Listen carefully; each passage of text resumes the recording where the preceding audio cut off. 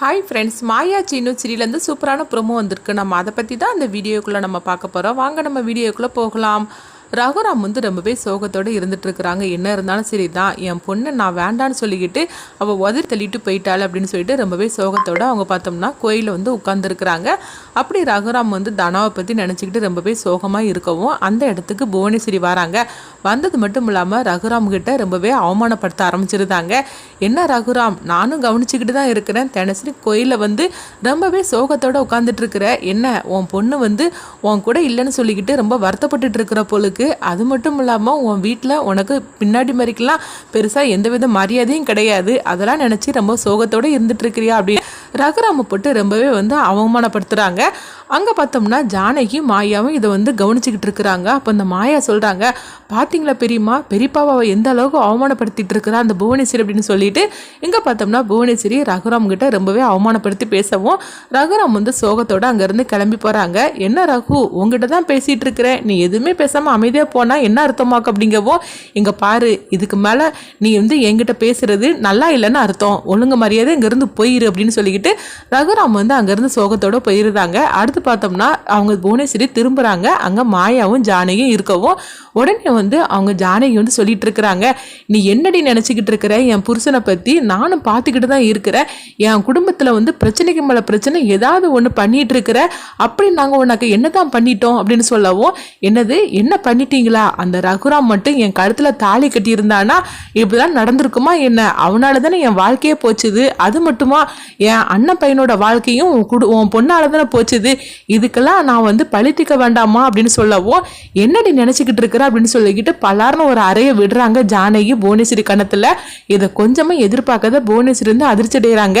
என்னையே நீ அடிச்சுட்டேல அப்படின்னு சொல்லும் போது, ஆமாண்டி உன்னதான் அடிச்சேன், இதுக்கு மேலேயே நீ என் குடும்பத்துல வந்து ஏதாவது நீ தலையிட்டு பிரச்சனை பண்ணிட்டு இருந்தேன்னு வச்சுக்கேன், உன்னை நான் சும்மா விட மாட்டேன் அப்படின்னு சொல்லவும் உடனே வந்து அவங்க புவனேஸ்வரி சொல்றாங்க, நீ என்னையா அடிச்ச, இன்னும் பாரு நான் என்ன பண்றேன் பாரு அப்படிங்கிறாங்க. உன் பொண்ணு வந்து உன் வீட்டை விட்டு இன்னும் ஒவ்வொருத்தரும் உன் குடும்பத்துல இருந்து பிரிஞ்சு போவாங்க, அது உங்க ரெண்டோரும் கண் முன்னாடியே நடக்கும் பாரு அப்படின்னு சொல்லிக்கிட்டு புவனேஸ்வரி அங்கேருந்து போகவும் இதை பார்த்துட்டு மாயா வந்து ஜானகிட்ட சொல்கிறாங்க, என்ன பெரியம்மா, இவ பேசுகிற மாதிரிக்கெல்லாம் வந்து நம்ம வீட்டில் நடந்துட்டு இருக்குது, அதனால தான் இந்த மாதிரிக்கெல்லாம் பேசிகிட்டு இருக்கிறா அப்படிங்கும் போது அப்போ ஜானகி சொல்கிறாங்க, ஆமாம் அவர் மனசு எந்த அளவுக்கு புண்பட்டுருக்குன்னு எனக்கு தெரியும், அவர் ஏற்கனவே வந்து தனா வீட்டை விட்டு போனதுலேருந்தே அவர் சரியில்லை, அவர் வந்து தனாவை தான் ரொம்பவே நம்பியிருந்தார், நம்ம வீட்டில் யார்கிட்டுமே அவர் பேசாமல் இருக்கும்போது நம்ம பொண்ணு நமக்காக இருக்கான்னு சொல்லிட்டு அவர் நம்பிக்கையோடு இருந்தார், ஆனால் கதிர் கூட தனா போனதுக்கு அப்புறமா அவர் அந்த நம்பிக்கையும் இழந்துட்டாரு, எப்போ சீர்கொண்டு போகிறதுக்கு அவர் வரமாட்டேன்னு சொன்னாரோ அப்பவுமே வந்து தனாவை அவர் எந்த அளவுக்கு வெறுத்திருக்காருன்னு தெரியுது,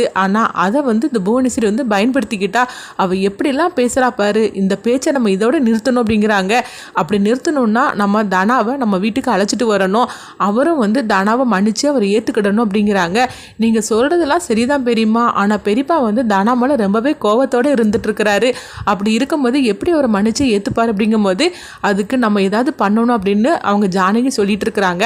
உடனே வந்து ஜானகி வா மாயா, நம்ம போய் தனா வீட்டுக்கு போயிட்டு வரல அப்படின்னு சொல்லவும், சரிதான் பெரியம்மா அப்படின்னு சொல்லிக்கிட்டு ஜானகியும் மாயாவும் பார்த்தோம்னா தனா வீட்டுக்கு வராங்க. அங்கே தனாவும் கதிரும் ரொம்பவே சந்தோஷமா இருந்துட்டு இருக்கிறாங்க. அப்போ வந்து கதிர் வந்து தனா கிட்ட சொல்றாங்க, தனா நம்ம எவ்வளோ சந்தோஷமா இருக்கிறோம் பார்த்தியா, இதே மாதிரிக்கு நம்ம என்னைக்கும் இருக்கணும் அப்படின்னு சொல்லிட்டு அவங்க ரெண்டு பேரும் ரொம்பவே அந்த சந்தோஷத்தோட பேசிட்டு இருக்கும்போது இதை வந்து மாயாவும் ஜானகியும் பார்த்து ரொம்பவே ஹாப்பியாக வராங்க. தனாவும் கதிரும் எவ்வளோ சந்தோஷமாக இருக்கிறாங்க, இவங்க மட்டும் நம்ம வீட்டில் இருந்தாக்கி நம்மளுக்கு போன சந்தோஷம் எல்லாமே திரும்பி கிடச்சிரும் அப்படின்னு சொல்லிட்டு சரி நம்ம தனா கிட்ட பேசலான்னு சொல்லிட்டு அவங்க வராங்க. உடனே வந்து தனா அப்படின்னு சொல்லி கூப்பிடவும், ஐயோ அம்மா வந்துட்டாங்க அப்படின்னு சொல்லிட்டு ரெண்டு பேருமே வெக்கப்பட்டு நின்றுட்டு இருக்கிறாங்க. வாங்கம்மா அப்படின்னு சொல்லவும் உடனே மாயாவும் ஜானகியும் போகிறாங்க.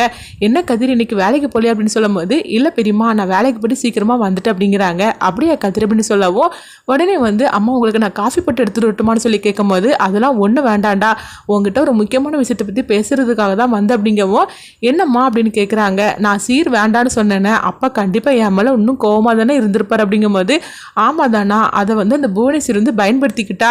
அவள் இன்னைக்கு அப்பாவை கோயில் வச்சு எப்படிலாம் அவமானப்பட்டு பேசலா தெரியுமா? அவர் மனசு எந்த அளவுக்கு புண்பட்டுருக்குன்னு எனக்கு தெரியும். அவர் வந்து பெருசாக நம்பினதே ஒன்னதான். ஆனால் நீ வந்து இந்த மாதிரி கதிரோட வந்து நினச்சி அவர் ரொம்பவே வருத்தப்பட்டு இருக்கிறாரு அப்படின்னு சொல்லவும், நான் என்னம்மா பண்ணுறதுக்கு அப்படின்னு சொல்லிட்டு தானா சொல்லும் போது, அவர் வந்து கதிரை ரொம்பவே வந்து மோசமாக அவர் திட்டினாரு. அப்படி இருக்கும்போது என்னால் எப்படிமா தாங்கிக்க முடியும்?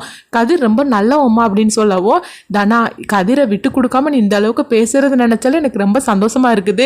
ஆனால் அவருக்கு எந்த உண்மையும் தெரியாது பத்தியா, அதனால தான் அவர் இப்படிலாம் பேசிட்டு இருக்கிறாரு அப்படிங்கும்போது உடனே வந்து அவங்க தானா சொல்றாங்க, அம்மா அப்பா கிட்ட பேசாம எல்லா உண்மையும் சொல்லிடலாமான்னு கேட்கும்போது, என்ன நினைச்சிட்டு இருக்கிற அப்படின்னு மாயா வந்து திட்டுறாங்க. அவருக்கு மட்டும் அந்த வீடியோ வந்து இந்த மாதிரிக்கு ஒரு ஆதாரம் இருக்கு கார்த்திகிட்ட அப்படின்னு சொல்லி மட்டும் அவருக்கு தெரிஞ்சிச்சுன்னா அவர் உயிரோடையும் இருக்க மாட்டாரு, அதை மறந்துட்டியா அப்படின்னு சொல்லி கேட்கும்போது உடனே தானா வந்து கண்கலங்குறாங்க. ஆமா மாயா, நான் அவசரத்தில் நான் வந்து எமோஷனல் ஆகிட்டேன். நான் சொல்றதெல்லாம் கரெக்டு தான். ஆனால் என்ன பண்ணுறதுக்கு, அப்பா வந்து கதிரை பற்றி உண்மையை தெரிஞ்சுக்கிட்டணும். அவன் எவ்வளோ நல்லவன்னு சொல்லிக்கிட்டு அப்பாவுக்கு தெரிஞ்சிருச்சுன்னா கண்டிப்பாக வந்து இந்த மாதிரிக்கெலாம் அவர் பண்ண மாட்டார்.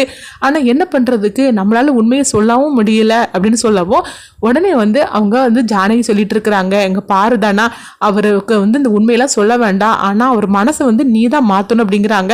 நான் என்னம்மா பண்ணுறதுக்கு அப்படிங்கும்போது, நீ அப்பாவை பார்க்க நீ வாடா அப்படிங்கிறாங்க. இதை கேட்டதுமே அவங்க தானா வந்து அதிர்ச்சி அடைகிறாங்க. என்னம்மா சொல்லிட்டு இருக்கிற, நான் வந்தாக்கி அவர் கண்டிப்பாக வந்து கதிரை ஏற்றுக்க மாட்டாரமா அப்படிங்கும்போது, இல்லை தானா, நீ வீட்டுக்கு வந்தாதான் கண்டிப்பாக வந்து அவருடைய மனசை கொஞ்சம் கொஞ்சமாக மாற்ற முடியும்.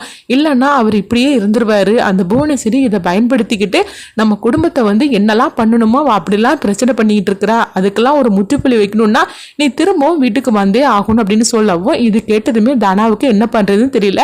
அப்ப கதிரும் சொல்றாங்க, ஆமா தானா, பெரியப்பா நீ இல்லாதனால ரொம்பவே சோகத்தோட இருப்பாரு, அதனால நீ போ அப்படிங்கும்போது நான் எப்படி ஒன்றை விட்டுட்டு போக முடியும் அப்படிங்கிறாங்க. அப்போ உடனே வந்து ஜானகி சொல்றாங்க, நீ ஒன்று கதிரை பிரிஞ்சு வரப்போறது கிடையாது. அவர் வந்து எப்படியாவது அவர் மனசை மாற்றணும்னா அது ஒன்னால மட்டும்தான் முடியும், நீ வீட்டுக்கு வந்தாதான் முடியும் அப்படிங்கிறாங்க.